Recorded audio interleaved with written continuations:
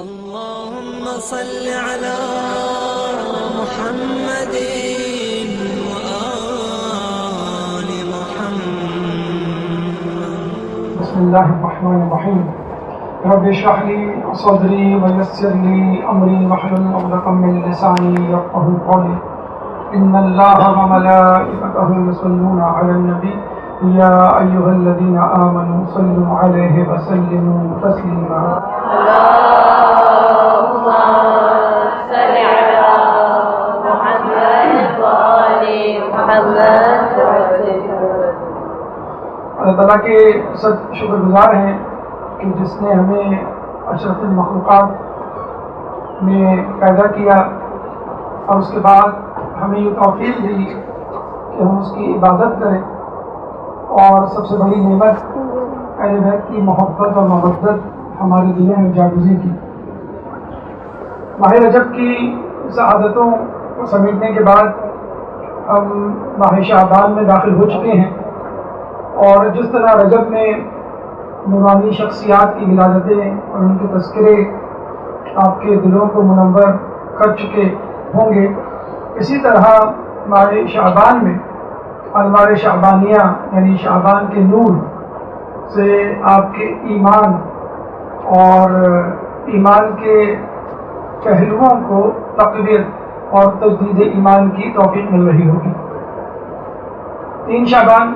امام حسین کی ولادت،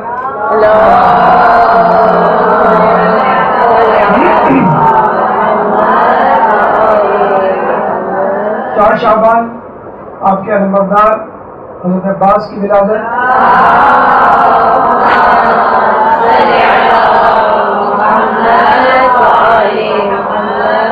اور اس کے بعد 7 شعبان جناب قاسم علیہ السلام کی ولادت.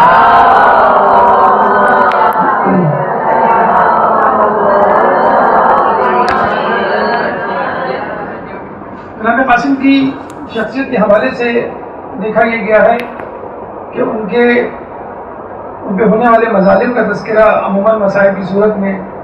ہمیں 8 محرم کی شب ملتا ہے، لیکن ان کی زندگی کے وہ حالات جو یقیناً بڑے مختصر سے ہیں، کیونکہ زندگی ہی انہوں نے کچھ روایتوں کے مطابق 14 سال کی پائی اور کربلا میں شہید ہوئے. چنانچہ جناب قاسم کی زندگی کے حوالے سے کچھ گوشوں پر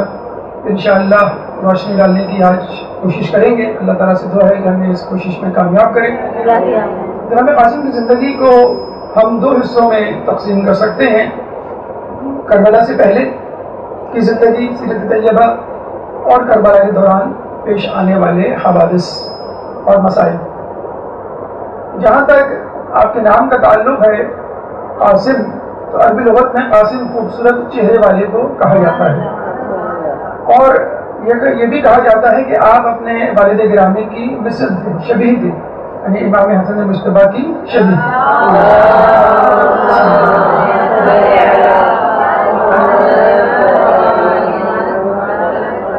اور یہ بھی ہمیں تاریخ میں ملتا ہے کہ جناب حسن خود سرور کائنات رحمت للعالمین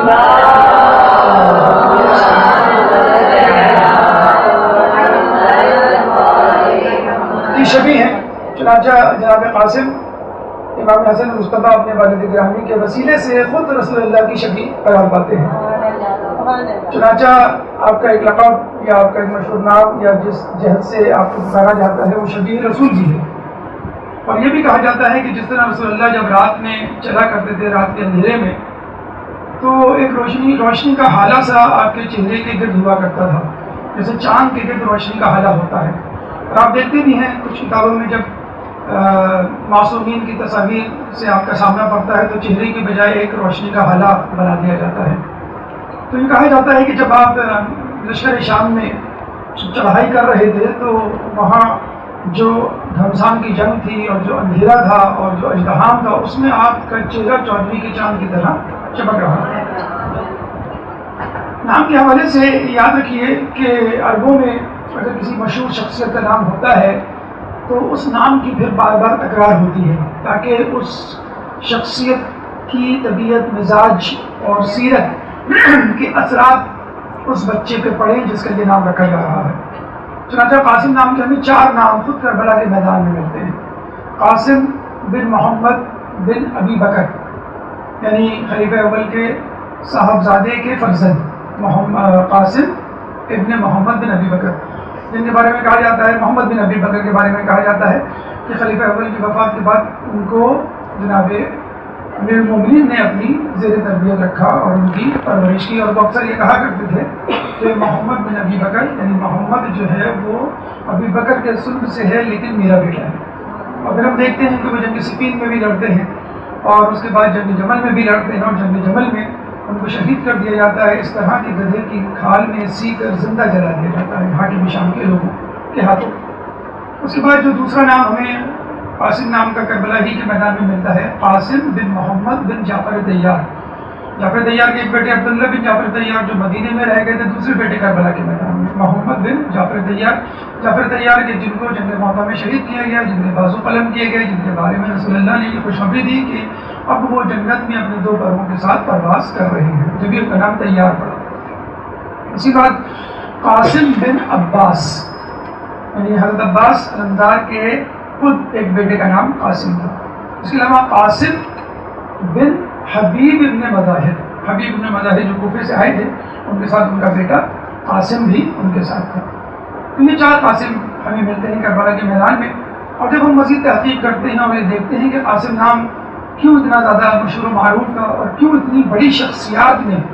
اپنے بیٹوں کا نام قاسم رکھا، تو ہم تاریخ کے جھروکوں میں جب جھانکتے ہیں تو پتہ چلتا ہے کہ خود رسول اللہ کے پہلے فرزند کا نام قاسم تھا. اور بعثت سے پہلے، یعنی اعلان رسالت سے 2 سال پہلے ان کی پیدائش ہوئی اور 2 سال ہی میں ان کا انتقال ہو گیا، جس پہ رسول اللہ کو بہت رنجیدگی ہوئی. اور انہی صاحبزادے کی کنیت پر، انہی صاحبزادے کے نام پر رسول اللہ کی کنیت ابوالقاسم پڑی، جو ہمارے تقریباً ہر خطبے کا جز لطیف بن چکی ہے کہ الصلاۃ والسلام علی رسول کریم خاتم النبیین شفیع المذنبین ابوالقاسم محمد.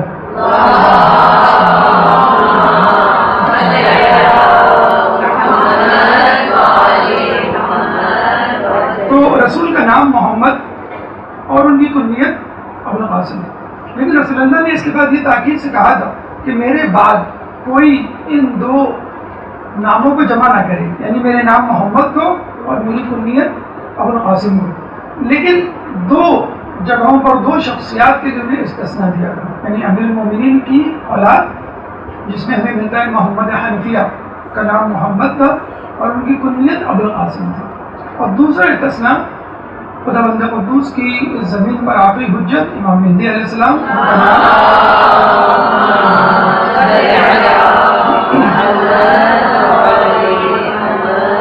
ان کا نام محمد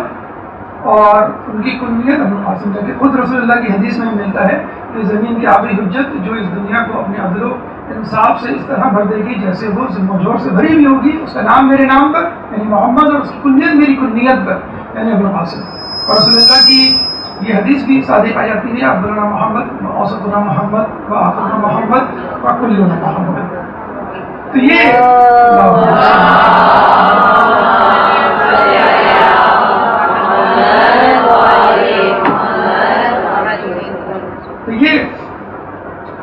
مختلف حوالے سے جناب قاسم کی تشریحات اور توضیحات تھی اور ان کا تاریخی پس منظر تھا. کہتے ہیں کہ جب امام حسن سے پوچھا گیا کہ آپ نے اپنے بیٹے کا نام قاسم کیوں رکھا، انہوں نے بتلایا کہ میں چاہتا ہوں کہ جب کربلا کے میدان میں میرا بھائی حسین قاسم کو شہادت کے لیے پیش کرے، جنگ کے لیے پیش کرے، تو لوگوں کو رسول اللہ کا بیٹا قاسم یاد آ جائے کہ ہم قاسم ابن حسن کو نہیں قتل کر رہے بلکہ ہم قاسم ابن محمد کو قتل کر رہے ہیں. ایک تو نام رسول اللہ کے بیٹے پر اور شبیہ رسول اللہ کی صورت، تو ہو سکتا ہے رسول اللہ کی محبت جو ہے ان کے دل میں دوبارہ جاگ اٹھے اور وہ اس کام سے، اس قبیح فعل سے باز آ جائے. لیکن آپ نے دیکھا کہ ایسا نہ ہوا. اور پھر امام نے یہ بھی کہا کہ چونکہ ان کی نفرت رسول اللہ کے لیے گھر کر گئی تھی، چنانچہ اب ان کی روز حشر مغفرت نہیں ہوگی.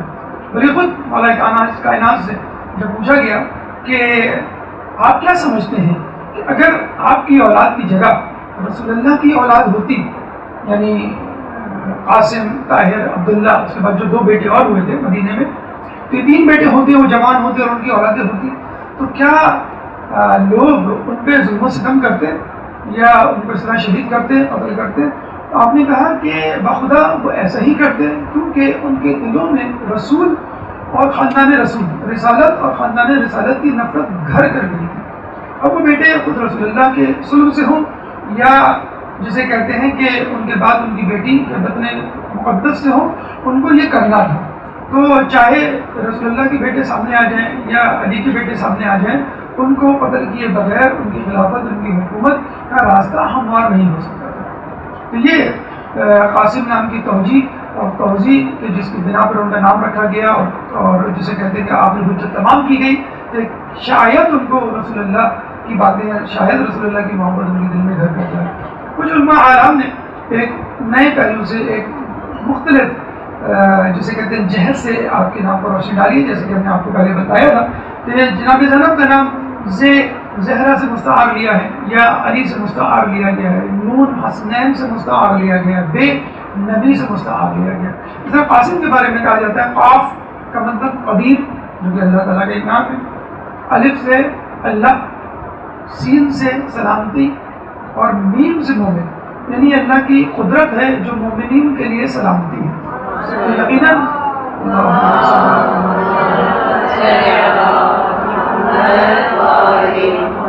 چنانچہ آپ کی شخصیت، آپ کا نام، آپ کا کردار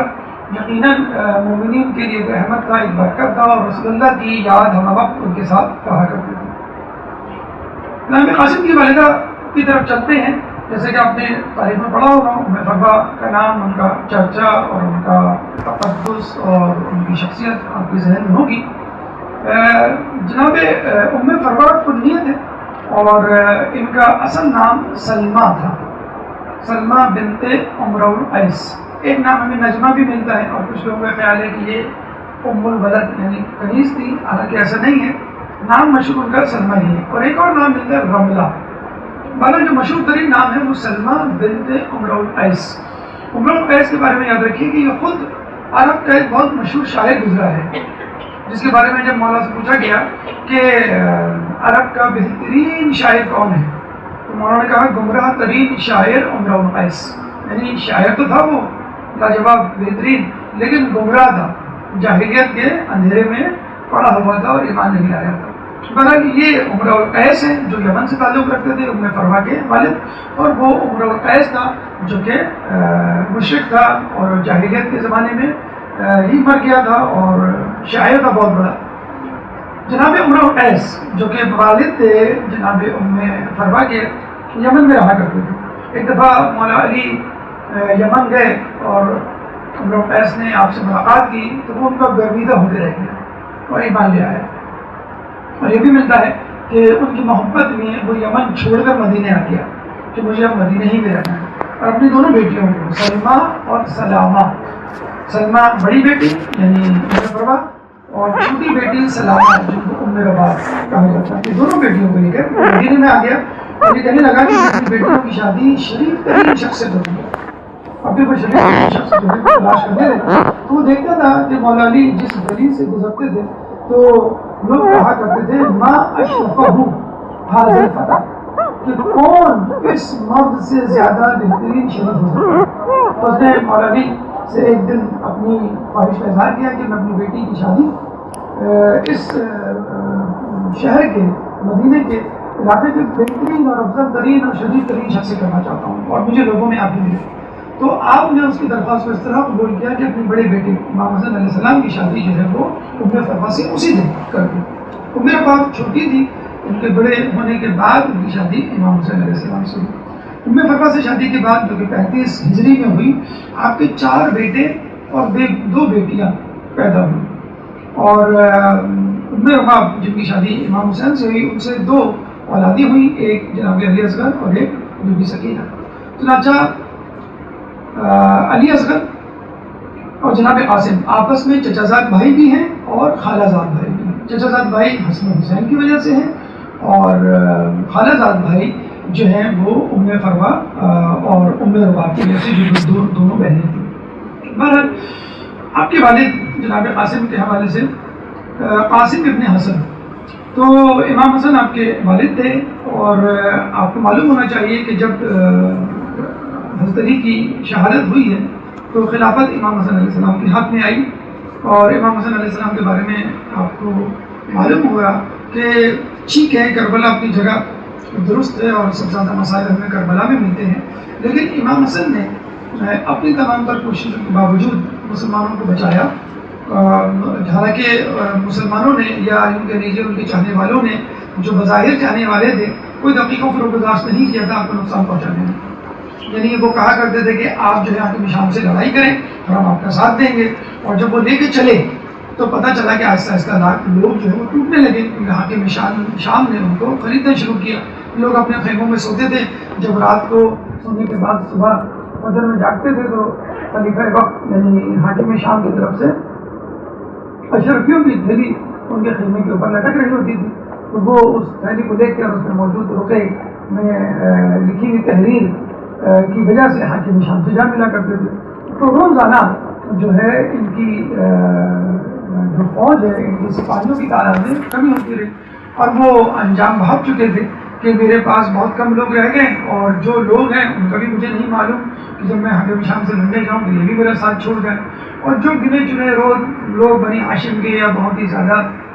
پکے مومنین اگر میرے ساتھ رہ بھی گئے تو یہ نہ ہو کہ ان کی بھی گردن زدنی ہو جائے اور اسلام یا مومنین جو ہے وہ بالکل اس سطح ہستی سے دنیا سے بڑھ جائیں۔ چنانچہ انہوں نے صلح کر لی، اور صلح کی بھی پیشکش خود حاکم شام کی طرف سے ہوئی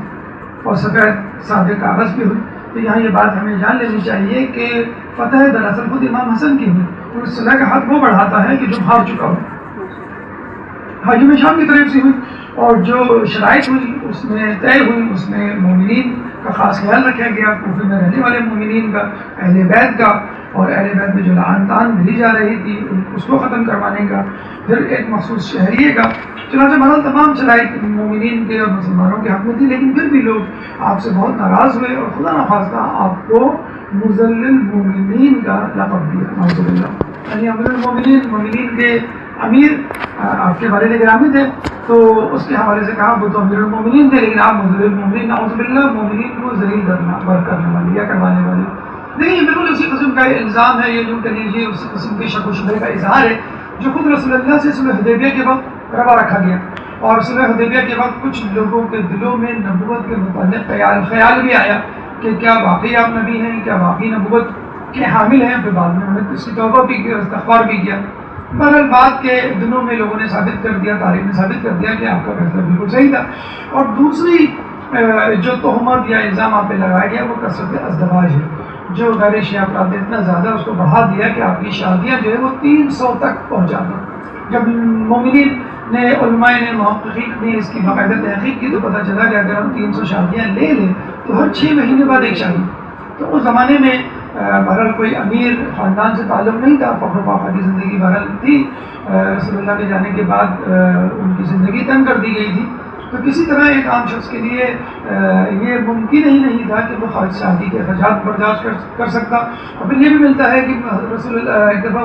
امیر المومنین نے ممبر پہ آ کے یہ کہا کہ لوگوں میرے بیٹے سے اپنی بیٹیوں کی شادی نہ کرو، یہ عذاب بہت دیتا ہے، تو اپنی بیٹی کی اس طرح تذلیل کرنا، اور پھر تذلیل یا جسے کہتے ہیں کہ حقیقت آشکار کرنے کے بعد لوگوں کو پھر دوبارہ آپ سے رجوع کرنا، یہ بتلا رہا ہے کہ واقعی آپ قابل بھروسہ تھے۔ بہرحال یہ دونوں گفتگو، یہ دونوں الزامات جو ہے وہ تاریخ نے غلط ثابت کیے، محققین نے اس کے بارے میں اس کے خلاف جو ہے دلائل بھی دیے، تو اس امتحان سے امام حسن علیہ السلام جو ہے وہ گزر رہے تھے، لیکن بہرحال جناب قاسم کی ولادت کے بعد کہا یہ جاتا ہے کہ امام حسن علیہ السلام فقط 4 سال زندہ رہے۔ جب آپ بستر شہادت پڑھتے ہیں اور جب اپنی وصیت کر رہے تھے تو کہتے ہیں کہ تعویذ جو ہے انہوں نے امام جناب قاسم کے بازو پر باندھا، تمام 4 لڑکوں کے بارے میں تھا، لیکن بازو کا انتخاب جو ہے جناب قاسم کا ہوا، اور یہ کہا گیا کہ جب تمہارے چچا یعنی حسین ابن علی پر کوئی مصیبت آئے تو تمہیں تعویذ کھول کر پڑھ لینا اور اس میں جو کچھ لکھا ہے اس پر عمل کرنا۔ پھر ہم مسائل میں دیکھتے ہیں کہ جب تعویذ کھولا گیا تو اس میں یہ لکھا تھا کہ تم اپنے چچا حسین ابن علی کی جو ہے مدد کرو۔ بہرحال جب ان کا وقت آخر آیا جناب قاسم کے بارے میں کہا جاتا ہے کبھی وہ اپنی امی ام فرفا کے دامن سے لپٹ کے روتے اور کبھی اپنے پاپا کے سینے پہ گر کے روتے. تو 4 سال کی زندگی میں انہوں نے یتیمی کا زخم جو ہے وہ سہا. اس کے بعد آپ کی پرورش، آپ کی تربیت جو ہے امام حسین علیہ السلام کے ذمہ آ گئی. اور آپ کو معلوم ہے کہ عرب میں چچا بھتیجے کی محبت بہت زیادہ مشہور ہے، اور ہمیں یہ محبت سب سے پہلے حضرت ابو طالب کے ذریعے نظر آتی ہے، کس طرح انہوں نے اپنے بھتیجے رسول اللہ کی تربیت کی، محافظت کی، اور ان کو پال پوس کے جوان کیا، اور ان کو اپنے بیٹوں پر جو ہے وہ ترجیح دی، اور اپنے ساتھ سلایا کرتے تھے، اپنے ساتھ رکھا کرتے تھے. لگتا تھا کہ شاید وہی بیٹے ہیں اور دوسرے ان کے بیٹے نہیں ہیں. تو امام حسین علیہ السلام نے بھی یہی کیا کہ اپنے بھائی امام حسین علیہ السلام کی شہادت کے بعد جناب قاسم کو بالکل اپنے بچوں کی طرح پالا، اور کبھی بھی ان کو ان کے یتیم ہونے کا احساس نہیں ہونے دیا. جناب قاسم جب بھی کوئی چیز مانگتے، کوئی بات کہتے، اس چیز کو فوراً مہیا کر دیا جاتا، دستیاب کر دیا جاتا، اور ان کو ان کی بات، ان کے خواہش کو پورا کیا جاتا. کہتے ہیں کہ جب بھی جناب حسن سفر میں جاتے تھے تو جناب عباس اور جناب علی اکبر کے ساتھ ساتھ آپ کو بھی اپنے ساتھ لے جایا کرتے تھے. ابتدائی تعلیم، بنیادی علوم جو ہے انہوں نے اپنے والد امام حسین علیہ السلام سے حاصل کیے، اور اس کے بعد علوم قرآنی کے بارے میں کہا جاتا ہے خصوصی طور پہ امام حسین علیہ السلام نے اپنے بھتیجے کو علوم قرآنی سکھائی. کہتے ہیں آپ کی الحانی اتنی زیادہ مشہور و معروف تھی کہ جب آپ مدینے کی مسجد میں قرآن پڑھا کرتے تھے تو لوگوں کو لہنے داودی یاد آ جایا کرتی تھی، اور آپ کے گرد وہ حلقہ بنا کے بیٹھ جایا کرتے تھے. جیسے داؤد علیہ السلام کے بارے میں ملتا ہے کہ پرندے تک ان کی قرت سننے کے لیے ان کی گرد جمع ہو جاتے تھے. تو جناب قاسم کی آواز، خوش کہانی اور قرت کو سننے کے لیے مدینے کا ایک ہجوم آپ کے آس پاس آ جاتا تھا. جناب علی کے خطبات، فرمودات، مکتوبات ان کو مکمل طور پہ حفظ تھے. یہ نہج البلاغہ تو ابھی ہمارے پاس پہنچی ہے، اور یہ بھی سلیکٹڈ یا سلیکٹو جو ہے وہ انتخاب ہے جناب امیر المومنین کے مخصوص اور منتخب کلام کا، لیکن ان کو تقریباً تمام کلام یاد ہے. کہتے ہیں بیوی زہرا کا جو خطبہ فتح ہمیں ملتا ہے، جو جناب زینب نے خود اپنے کانوں سے سنا تھا، اور وہ کہتی ہیں کہ میں نے وہ خطبہ وہیں پر ازبر کر لیا تھا. مرل زینب کی شخصیت تو بہت زیادہ بلند و بالا ہے کسی بھی شخصیت سے، معصومین کے بعد، 4 معصومین کے بعد. لیکن جناب قاسم نے اتنی سی عمر میں جو ہے وہ جناب بی بی سیدہ کا خطبہ فتح جو ہے وہ مکمل طور پہ حفظ کر لیا تھا. اس کے بعد علوم قرآنی کے حوالے سے ملتا ہے کہ ان کو بہت زیادہ دسترس کی، بہت زیادہ جو ہے وہ مہارت حاصل تھی. دیکھیے یہ وہ علوم تھے جو کہ جناب قاسم نے اور اہل بیت کے خانوادے نے اور ان کے بچوں نے اپنے بڑوں سے حاصل کیے. یہ ہمارے لیے ایک بہت بڑا پیغام ہے آج کل کے دور میں. جس طرح ہم دیکھتے ہیں کہ تعلیم کے اخراجات مسلسل بڑھتے جا رہے ہیں، لیکن اس کے ساتھ ساتھ ہم دیکھتے ہیں کہ اسکولوں سے شکوہ شکایت بھی بڑھتی جا رہی ہے، اور لوگ اپنے بچوں سے اتنے متنفر ہو گئے ہیں کہ اپنے پاس یا گھر میں رکھنے کے لیے کچھ دیر بھی گوارا نہیں کرتے. مطلب وہی چاہتے ہیں اسکول آئیں، اسکول کے بعد جو ہے وہ ٹیوشن پڑھنے چلے جائیں، اس کے بعد قرآن پڑھیں اور بس وہ جو ہے وہ سو جائیں. جب ان کی چھٹیاں آتی ہیں تو وہ سمر کیمپ تلاش کی جاتے ہیں، اور ونٹر ویکیشن میں بھی کہیں ان کو انگیج کر دیا جاتا ہے. تو یہ تعلیمات اہل بیت سے سیکھیے کہ جتنے علوم کم از کم، ہمیں نہیں کہہ رہے کہ ان کو پی ایچ ڈی یا ایم اے اور ماسٹرز کے کورس آپ پڑھائیں، لیکن جتنی تعلیم آپ کے پاس ہے، جتنا علم آپ کے پاس ہے، کم از کم وہ پہنچائیں. کوئی جتنے خلوص سے آپ ان کو پڑھائیں گے اتنے خلوص سے کوئی اور نہیں پڑھائے گا. اس کے ساتھ ساتھ تعلیم کے ساتھ ساتھ تربیت بھی آپ کا جز ہوگی، جبکہ اسکولوں میں، کوچنگ سینٹرز میں، ٹیوشنز میں اس کا خاص خیال نہیں رکھا جاتا. ان کو تربیت سے کوئی لگاؤ نہیں ہے. وہ یہ چاہتے ہیں کہ بس بچے کو تعلیم دے دی جائے، بلکہ اب تو یہ ہونے لگا ہے کہ بچے کو کسی طرح اچھے گریڈ سے پاس کروا دیا جائے. ان کو اس سے فکر نہیں ہوتی ہے کہ بچے کو کیا تعلیم دے رہے ہیں، صحیح تعلیم دے رہے ہیں یا غلط تعلیم دے رہے ہیں. تو آپ اپنے بچے کو تعلیم دیں گے، تعلیم کے ساتھ تربیت بھی دیں گے. جب آپ تربیت دیں گے تو آپ کو باطل کا فرق بھی سکھائیں گے، صحیح اور غلط میں تمیز بھی سکھائیں گے، ادب و آداب بھی سکھائیں گے. اور ظاہر سی بات ہے کہ جب بچہ آپ کے ساتھ ایک ایسوسیشن پیدا کر دے گا، تعلق ربط پیدا کرے گا، تو خود بخود آپ کی بچے سے محبت بڑھتی چلے گی. کہتے ہیں کہ نظر سے دور دل سے دور، کہ جب بچہ آپ سے دور ہوگا تو خود بخود وہ آپ کے اندر جو محبت ہے یا اس کے اندر محبت ہے وہ کم ہوتی چلی جائے گی. تو بچے کو خود پڑھانے کا طریقہ اور بچپن سے پڑھانے کا طریقہ، اور جب تک آپ نے سکت اور آپ کی قابلیت اس کے اندر ٹرانسفر نہیں ہو جاتی اس وقت تک پڑھانے کا طریقہ جو ہے وہ اہل بیت سے آپ کو اور ہم کو سیکھنا چاہیے. درود پڑھ محمد علیہ.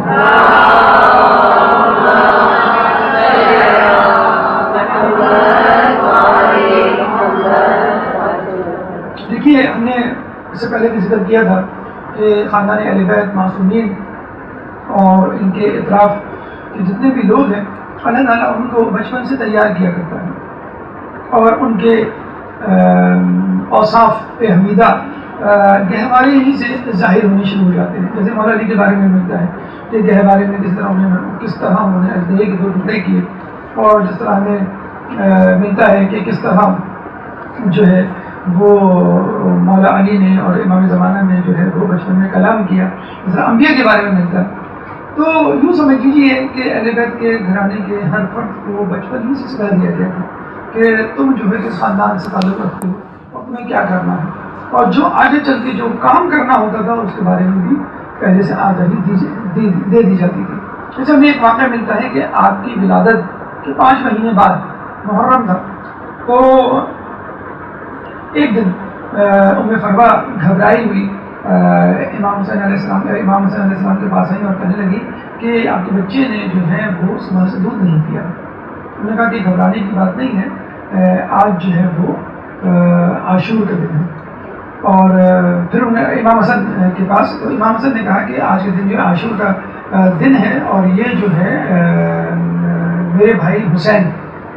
کے ساتھ جو ہے وہ شہید ہوگا اور محرم کا مہینہ ہوگا اور 3 دن کے بھوکے پیاسے ہوں گے. تو جناب ام فروا جو ہے یہ سن کر بڑی پریشان ہو جاتی ہیں. تو وہ کہتے ہیں کہ تم گھبراؤ مت, حسین یعنی میرے بھائی کا 6 ماہا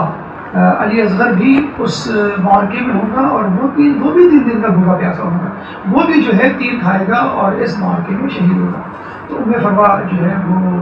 یہ سن کر ان کو صبر آ جاتا ہے کہ اگر میرا بیٹا شہید ہوگا تو یہ جو ہے علی اصغر بھی شہید ہوگا. پھر باقاعدہ امام حسن جو ہے وہ تاکید کرتے ہیں کہ تم میرے بھائی پر, میں تو نہیں ہوں گا لیکن تم میرے بھائی پہ اپنے بیٹے کو قربان کر دیں. اچھا اب دیکھیں قدرت جو ہے خانوادہ رسالت کو, خانوادہ اہل بیت کو کس طرح تیار کرتی ہے اپنے آنے والے دور کے لیے جو کام ان کو کرنا ہوتا ہے. بی بی زینب کے بارے میں بھی آپ نے سنا, جناب قاسم کے بارے میں بھی. خود رسول اللہ نے اہل بیت کو اور امام کے گھر والوں کو یہ درس اپنی زندگی میں دینا شروع کر دیا. نہ صرف اپنے گھر والوں کو بلکہ اصحاب کو بھی یہ بتانا شروع کر دیا تھا کہ میرے بعد کیا کیا مسائل میرے اہل بیت پر جو ہے وہ ڈھائے جائیں گے. تو کہتے ہیں کہ عاشور کے دن رسول اللہ کے بارے میں کتاب بہقی میں جو ہے یہ روایت موجود ہے کہ رسول اللہ اصحاب کی عورتوں کو اپنے گھر میں بلاتے تھے اور جو ان کے شیر خوار بچے تھے ان کے لیے تاکید کیا کرتے تھے کہ تم صبح سے لے کے شام تک ان کو دودھ نہیں پلانا. اور پھر تذکرہ کیا کرتے تھے کہ کربلا کے میدان میں عاشور کے دن جو ہے میرے خاندان حسین کے اور حسین کے بیٹے اور ان کے عزیز و قارب جو ہیں اہل بیت کے چاہنے والے جو ہے 3 دن کے بھوکے پیاسے جو ہے وہ مارے جائیں گے. پھر ہم دیکھتے ہیں کہ جناب قاسم کو جو ہے خواب میں بتلا دیا جاتا ہے, امام حسین کو خواب میں بتلا دیا جاتا ہے, جناب زینب کو خواب میں بتلا دیا جاتا ہے کہ تمہارے ساتھ جو ہے وہ کیا ہونے والا ہے. ایک خواب آپ نے بی بی زینب کا سنا تھا کہ کس طرح انہوں نے دیکھا کہ وہ گھر میں کھڑی ہوئی ہے اور ایک دم سے آندھی آتی ہے, تیز ہوا چلتی ہے اور درخت کو پکڑتی ہے اور وہ درخت اکھڑ جاتا ہے نہ تو فردوس میں ہو, اور وہاں پہ ایک بہت بڑا خوبصورت پھولوں سے لدا ہوا درخت ہے اور اس کی جو سب سے بڑی سب سے اوپر کی شاخ ہے اس میں ایک سرخ پھول لگا ہوا ہے اور وہ پھول میں توڑنے کے لیے آگے بڑھتی ہوں کہ ایک دم سے آندھی چلتی ہے اور وہ پھول ٹوٹ کر نیچے گر جاتا ہے. جب وہ پھول نیچے گرتا ہے تو میں جھک کر اس پھول کو اٹھانے کی کوشش کرتی ہوں اور جیسے میں اٹھانے کی کوشش کرتی ہوں پھر ایک آندھی چلتی ہے اور اس پھول کی پنکھڑیاں بکھر جاتی ہیں. اتنے میں امام حسین آتے ہیں اور وہ آ کر اس پھول کی پنکھڑیوں کو چنتے ہیں اور ایک ایک پتی کو چنتے جاتے ہیں اور روتے چلے جاتے ہیں. جب ام فروا کی آنکھ کھلی تو دیکھا جناب قاسم سامنے ہی لیٹے ہوئے ہیں اور اس پھول کی جو رنگت تھی وہی سرخی جو ہے جناب قاسم کے چہرے پر تھی. وہ گھبرائی ہوئی جناب زینب کے پاس جاتی ہیں اور کہتی ہیں کہ میں نے جو ہے یہ خواب دیکھا ہے.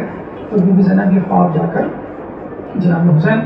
کو سناتی ہیں تو کہتی ہیں کہ تم بھابھی ام فروا سے کہو کہ وہ صبر کریں کیونکہ جو آنے والا وقت ہے وہ اس کی نشاندہی کر رہا ہے کہ یہ کربلا کا واقعہ پیش آئے گا. بلکہ انہوں نے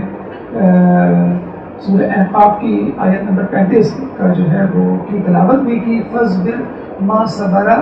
أُولُو الْأَمْرِ مِنَ الرُّسُلِ, کہ کہ تم صبر کرو کہ جس طرح اولو العزم من الرسل کہ اولو العزم پیغمبروں نے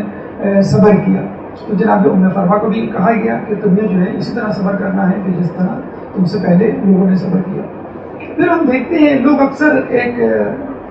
یوں کہہ لیجیے ایک اشکال ظاہر کرتے ہیں، شکوہ کرتے ہیں کہ بھی اہل بیت کے لوگ جو ہیں وہ بچپن سے منتخب شدہ ہیں اور ان کو بچپن سے ہی بتلا دیا گیا ہے، خوابوں میں زیارت ہے اور الہامی طاقت ان کے ساتھ ہے، تو جو بھی پیدا ہوتا اہل بیت کی طرح ہوتا. لیکن ہم دیکھتے ہیں یہ سب تو چلے ایک لاشعور کی منزل ہے، خواب جو ہے ایک لاشعوری کیفیت ہے جس میں بتلا دیا گیا، یا بچپن میں جو معجزہ ہے دیکھیں ایک الہی طاقت تھی، قوت تھی جو ان کے ساتھ تھی. لیکن شعور کی منزل میں داخل ہونے کے بعد بھی انہوں نے خدا کی اطاعت اور بندوں کی خدمت سے منہ نہیں موڑا، بلکہ یہ تو وہ لوگ ہیں کہ انہوں نے اپنوں کی بھی خدمت کی، غیروں کی بھی خدمت کی، دوستوں کی بھی خدمت کی، دشمنوں کی بھی خدمت کی، حتیٰ کہ انسانوں کے علاوہ جانوروں کی بھی خدمت کی. آپ کے بچپن میں ایک بڑا اچھا واقعہ ہمیں ملتا ہے اور یہ واقعہ درس دیتا ہے کہ کس طرح انسان کو ایک درد مند دل اپنے سینے میں رکھنا چاہیے. گرمیوں کے دن ہیں، لو چلنے کے دن ہیں. اس سے پہلے بھی کراچی میں ایک وبا جو ہے وہ چلی تھی، ہیٹ ویو، کہ جس میں جو ہے وہ ہزاروں افراد جو ہے وہ مر گئے تھے. اور ابھی بھی یہی کہا جاتا ہے کہ آپ کو ہوشیار رہنے کی ضرورت ہے، بلکہ ایک ویڈیو کلپ یا ایک میسیج سرکولیٹ ہوتا ہے اکثر گرمیوں میں کہ آپ جو ہے لوگوں کو پانی پلانے کے ساتھ ساتھ پرندوں کے پانی پلانے کا بھی انتظام کریں کہ بیچارے وہ اڑ رہے ہوتے ہیں اور ڈھونڈ رہے ہوتے ہیں ہمیں پانی جو ہے وہ کہاں ملے گا. تو جب جہاں پانی مل جاتا ہے وہ پانی پی لیتے ہیں، اگر اڑتے اڑتے ان کو پانی نہ ملے تو ہو سکتا ہے شدت پیاس سے وہ بے ہوش ہو جائیں یا مر جائیں. تو اکثر لوگ اس کا اہتمام بھی کرتے ہیں. تو جناب قاسم اپنے بھائیوں کے ساتھ اپنے گھر کے صحن میں مٹی کے پیالے میں پانی کا اہتمام کیا کرتے تھے کہ پرندے آئیں گے اور وہ اس پانی سے جو ہے وہ سیراب ہوا کریں گے. چنانچہ صبح سے وہ پانی رکھ دیا کرتے تھے اور پرندے آتے تھے اور وہ پانی پیتے تھے اور پانی پی کے اڑ جایا کرتے تھے. 28 رجب کو جب قافلہ حسینی مدینے سے چلا ہے تو جناب قاسم کو اور ان کے بھائیوں کو فکر ہونی چاہیے تھی اپنے خاندان کے افراد کی جو چھٹ گئے ہیں، فکر ہونی چاہیے تھی مدینے کی گلیوں کی، اپنے دوست احباب کی جو مدینے میں رہ گئے. لیکن ان کو فکر ہوئی تو ان پرندوں کی فکر ہوئی کہ جو پانی پینے سے اب محروم ہو جائیں گے، کیونکہ اب جناب قاسم اور یہ تمام لوگ جا رہے ہیں. تو وہ محمد حنفیہ کے پاس ہیں. دیکھیں یہ جو ہم کہتے ہیں نا کہ انسانیت اور ایسی محبت جو فقط اپنے رشتہ داروں سے نہ ہو اور جس میں کوئی ذاتی مفاد نہ ہو، یہ پرخلوص ترین محبت ہوتی ہے. تو بڑے افسوس کے ساتھ کہنا پڑتا ہے کہ اہل بیت تو ہمیں یہ تعلیم دیتے ہوئے نظر آتے ہیں، لیکن خود اہل بیت کے ماننے والے یا مسلمان عمومی طور پہ اس انسانیت سے دور ہوتے ہوئے نظر آتے ہیں. ایک چھوٹی سی آفت، ایک چھوٹی سی مصیبت آ جائے تو ہم دیکھتے ہیں کہ لوگ جو ہے اپنی فکر زیادہ کرتے ہیں، دوسروں کی فکر کم کرتے ہیں. ابھی میں پڑھ رہا تھا کہ کینیڈا میں ایک جگہ ایڈمنٹن کے مقام پر جنگل میں، قریبی جنگل میں آگ لگی تو گھروں کو خالی کرایا گیا. جب گھروں کو خالی کرایا گیا تو ایک شخص اپنا گھر خالی کرنے کے لیے تیاری نہیں ہوتا تھا.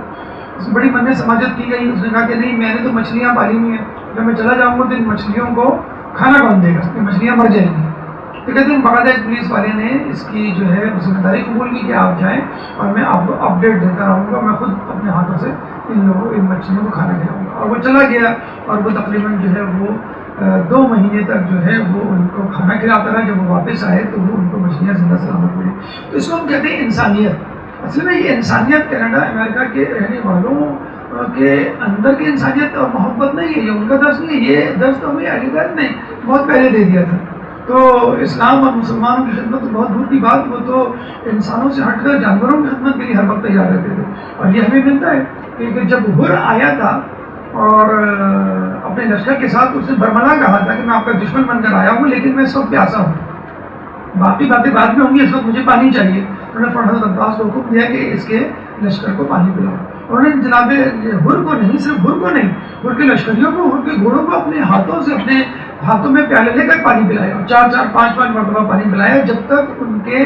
پیٹ سیر نہیں ہو گئے. انہیں اپنے منہ کو جو ہے اپنے چہروں کو پانی سے نہیں پھیر دیا. تو یہ وہ لوگ ہیں جب جنگ صفین میں مولا قبضہ کرتے ہیں اور پانی پیتے ہیں، اپنے لشکریوں کو پلاتے ہیں، تو اسی وقت دشمن کی فوج بھی آ جاتی ہے تو مولا کے کچھ ساتھی جو ہے وہ ان کو روک دیتے ہیں تو مولا ان کو منع کرتے ہیں. یعنی پانی دونوں افراد پیتے. اور یہ ہوا کرتا تھا کبھی حاکم شام کا لشکر قبضہ کرتا تھا, کبھی مولا علی کا. جب حاکم شام کا لشکر قبضہ کیا کرتا تھا تو وہ لوگوں کو یعنی دشمنوں کو پانی پینے سے روک دیا کرتا تھا. لیکن جب مولا علی کا لشکر پانی پہ قبضہ کرتا تھا تو وہ دونوں کو پانی پلایا کرتا تھا. بہرحال یہ انسانیت ہمیں اہل بیت کے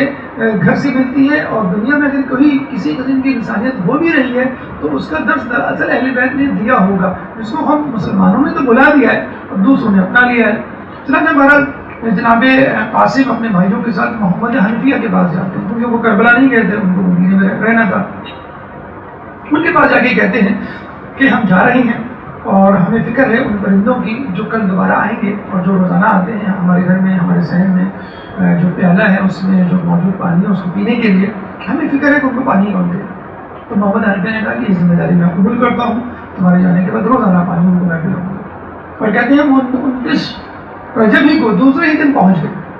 اور پیالے میں جو ہے مٹی کے پیالے میں جو ہے پانی ڈالا, ان پرندوں کا انتظار کرتے رہے. لیکن انتظار کرتے کرتے صبح سے دوپہر, دوپہر سے شام اور شام سے مغرب ہوئی, وہ پرندے نہیں ہیں. بڑے حیران ہوئے. پھر اگلے دن دوبارہ انہوں نے پانی ڈالا, پھر پرندوں کا انتظار کیا, لیکن وہ پرندے نہیں ہیں. کہتے ہیں کہ ان پرندوں کو 28 رجب کے بعد مدینے میں کسی نے نہیں دیکھا. اگر دیکھا تو عصر عاشور دیکھا کہ جب امام حسین کو شہید کیا گیا, ان کا لاشا جو ہے خون میں لت پت پڑا ہوا تھا, تو کچھ سفید پرندے اور ان کا غول امام حسین علیہ السلام کے لاشے کے پر آیا اور اپنے پروں کو ان کے خون سے خلط ملط کرنے لگا. اور پھر وہ پرندے اڑ کر مختلف سمتوں میں چلے گئے. کہاں چلے گئے نہیں معلوم. ہاں ایک شخص نے قبر رسول میں پر ان پرندوں میں سے ایک پرندے کو دیکھا تھا, شاید وہ شہادت حسین کی خبر سنانے رسول اللہ کو دیا تھا. اللہ لعنت اللہ علی القوم الظالمین. اللجن اللجن يا مولا اللجن اللجن اللجن اللجن اللجن اللجن اللجن يا صاحب السماء